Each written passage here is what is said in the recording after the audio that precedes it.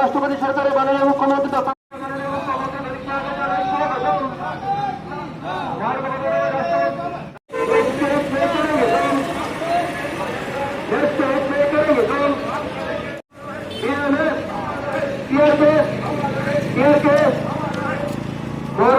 রাষ্ট্রপতি সরকারকে জানাই স্বাগত।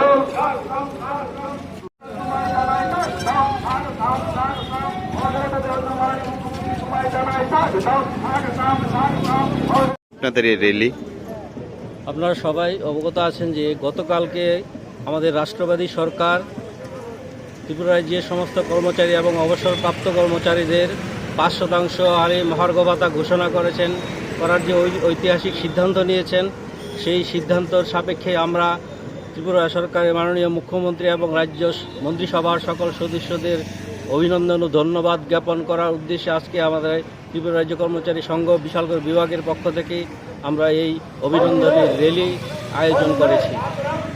কোন জায়গাতে করতেছেন?